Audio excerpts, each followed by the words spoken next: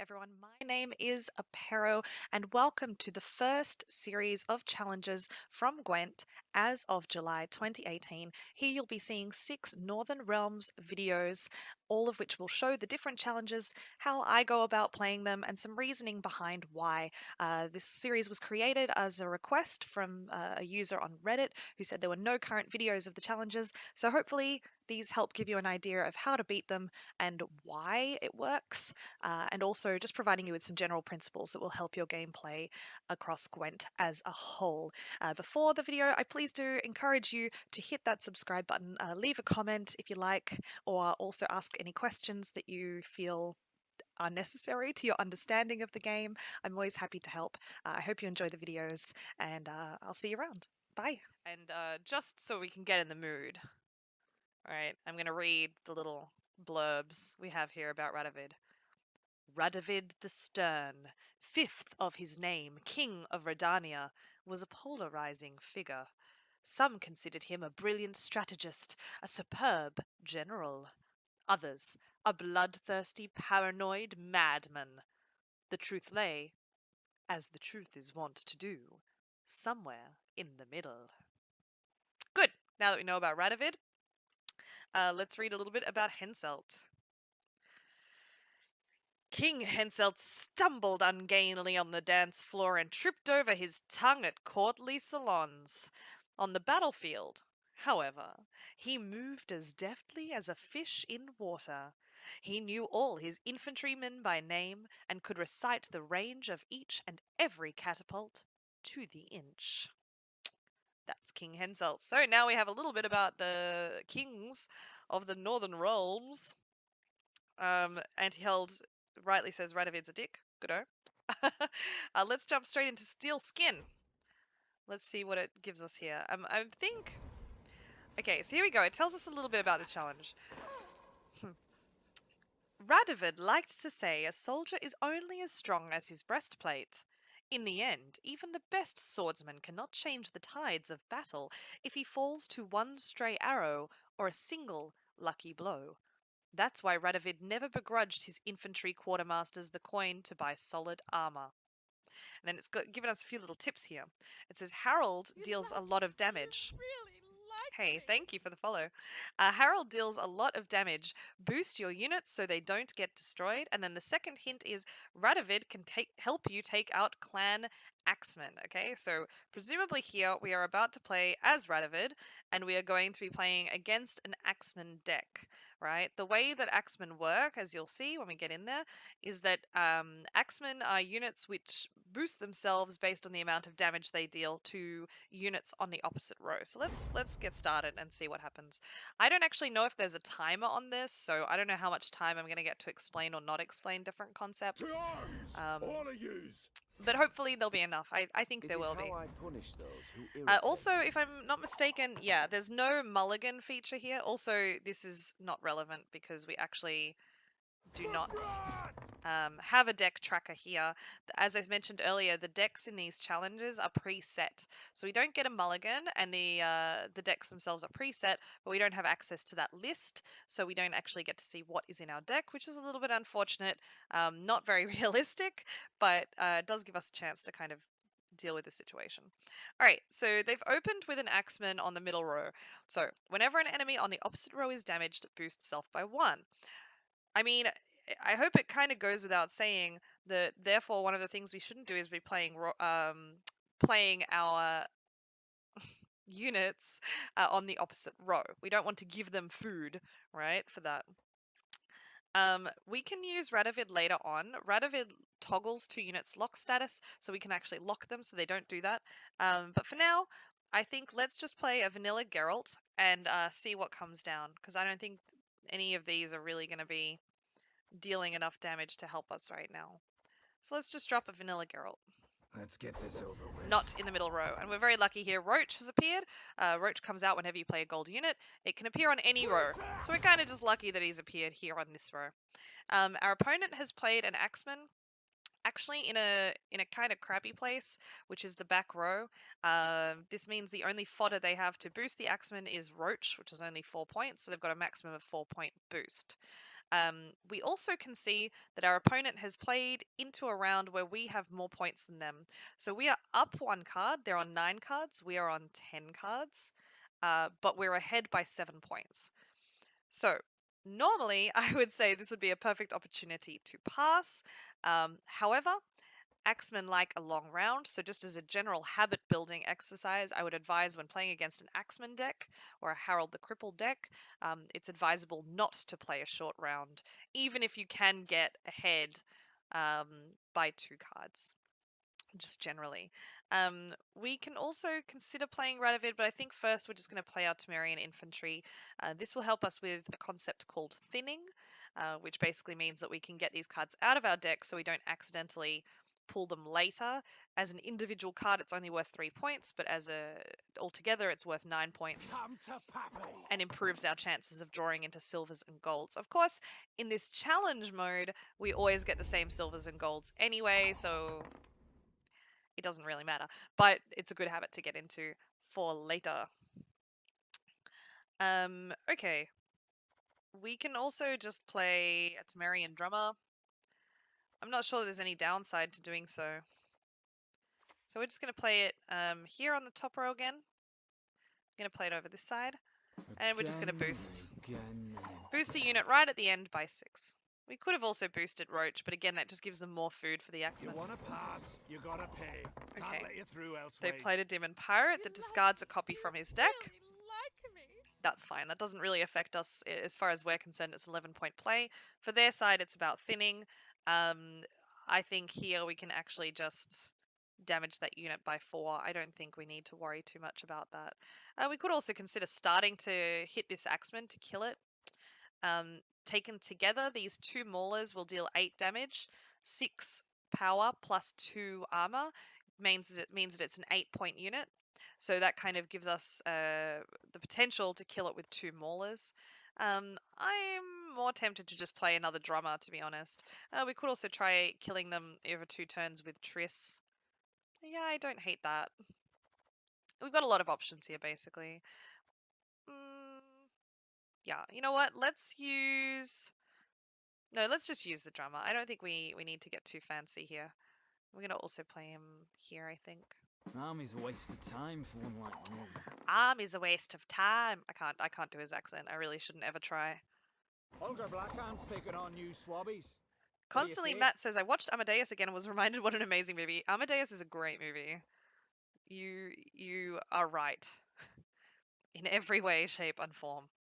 That is correct. So let's just work on killing this Axeman here. We don't get full value, so you could use the Mauler to deal 4 damage to the pirate. If by dealing it to the Axeman, the first 2 hits of damage will hit the armor on this Axeman, so we'll actually only damage it by 2. So technically we're losing value, but the idea is just to kill the Axeman. Yeah, and I'm again going to play it up here. I don't normally like playing so much stuff on one row, but it denies them some value, and I like that. What you looking at? What you looking at? I don't know why I try to do some of these voice lines, but it's just too fun. Keep together. Trolololol. Yeah, Trololol's great. Trololol used to be a much better... Ooh, cool artwork. Used to be a much better card. Now he's just 11 power with 9 armor, which makes him hard to remove.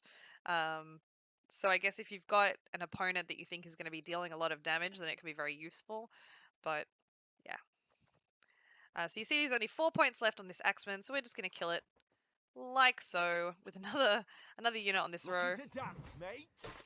There we go. And we just kill him.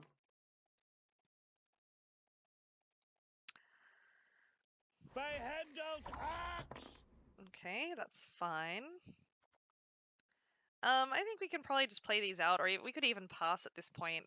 I mean, at this point, we're still ahead, and we've gotten down to quite a short round, and we've still got 11 points that they're not going to be able to remove, 10 pointers that are going to be hard for them to remove, and Triss if we want a little bit of extra damage. So I think this is actually a nice place to pass. Although, admittedly, Harold, basically what he does as a leader is that he deals 1 damage to a random enemy on the opposite row 10 times in total.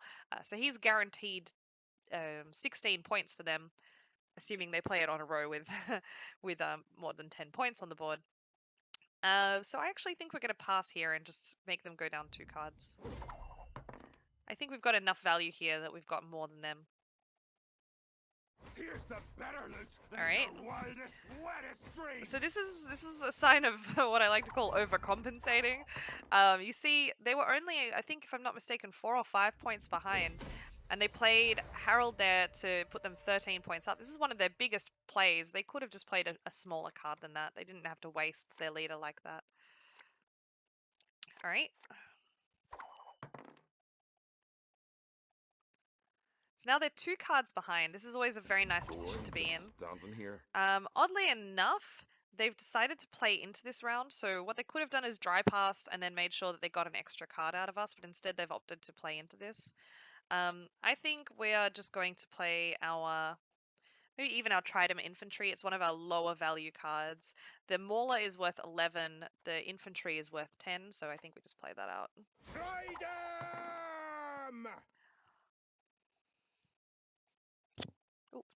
Give them no rest, no reprieve. Oh man, Drum and Shield Maiden. Okay, so they played these Drum and Shield Maiden, and they've only played 2 of them, oddly enough. So they're very similar to what are our? Just trying to remind myself of what they're called. The Temerian Infantry. Very similar, basically the same card, but on Skellige. Drum and Shield Maiden summon all copies of this unit to this row. Yeah, usually three 3-point units. And Temerian Infantry summon all copies of this unit to this row, 3 3-point units. So they're basically the same card, just in different factions. Okay. So I think we're actually going to drop Death Mold here. Or, actually, no. I think we're going to wait on that because I think we're going to get... what I'm looking at about Death Mold, he has 3 different abilities. He has Torrential Rain. That's fairly loud, that effect. Alzor's Thunder and Clear Skies.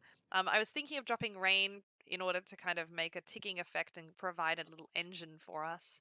However, I think in the end we're going to get value out of Alzor's Thunder, so we're going to wait until we have a bigger unit on the board. But we can just play another Trident Infantry here. Awaiting your orders. I hope the AI in Thronebreaker is a little better than this. I hope so too. I suspect that the AI in Thronebreaker will get increasingly difficult. I imagine the beginning might be something like this, but over time it will get harder. At least I hope so. Let's drop Mauler. What you looking at? So you see, we're staying ahead here on cards and on points. So the chances of us losing in the 3rd round are pretty slim. Yield and save me some time. Nice. Okay, so it's a good thing that we saved Death Mold. We could potentially play Radovid here, but I don't think we need to. Death Mold here we can play Alzor's Thunder on that unit, just so you can see what Ciri is. This is what we like to call vanilla Ciri. You know, in part because her card is just Ciri. We've got other Ciris like Ciri Nova, which has a completely different ability. But this is just a vanilla Ciri. I also like to think of her as vanilla Ciri because I kind of think the colors are vanilla-y. I don't know. Like, if you think about, like, what's the color of vanilla milk? Like, you're pretty much looking at a packet like that, right? We should just have Ciri vanilla milk. That should be a thing that happens. If it happens, it's copyright Apero 2018. Okay, so let's have a little look. She's 6 power. If they lose a round, the unit is returned to their hand. Okay, so that means if she's on the board at the end of a round that Harold loses, that card will come back into his hand. Why is that important? Because it gives him an extra card going into round 3. Card advantage is a concept that's pretty unique to Gwent, but it's also very, very important. And in this particular case, we don't want that card to go back into their hand, and we usually don't. So normally when we see Ciri, vanilla Ciri, we just want to destroy her. Destroy. Your will be done. So we're going to select Alzor's Thunder here to deal 9 damage. She has 8 points of damage that we need to deal to kill her, so we are safe and she will be eliminated from the game. I have a feeling we're not going to get a good Radovid target here. Alright, so we're 22 points ahead. We pass and go into round 3.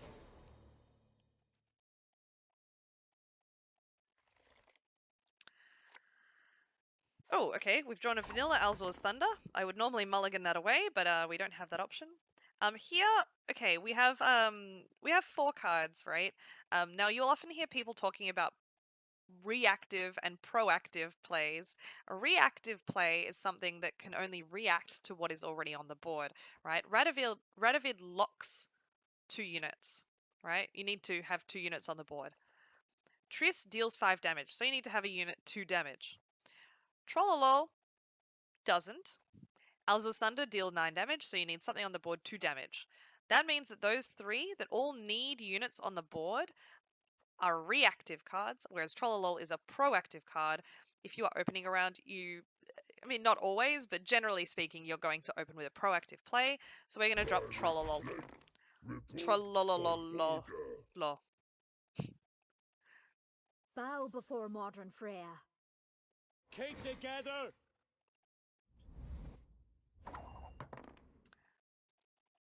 Okay. I think we're just going to deal 5 damage to that unit. We could also just zap it. Maybe we just zap it. Zap! Again, the Alzo's Thunder deals 9 damage. Since it's an 8-point unit, we can kill it rather easily. Alright, so they draw out 2 witches. These are what we call the Silver Witcher package. Normally there is 1 more. For some reason, there are only 2 in this person's deck. So we're just going to hit one of them. Actually, you know what? Rather than that, I'm going to show you the ability of Radovid because it's kind of important. So Radovid locks 2 units. If these guys had abilities, they would be locked down by Radovid. If they are enemies, it deals 4 damage to them.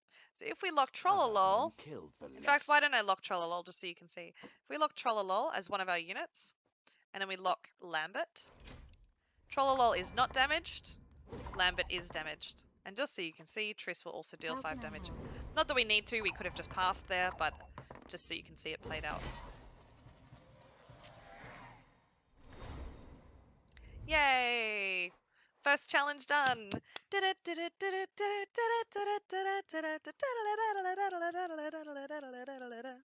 Alright, on we go.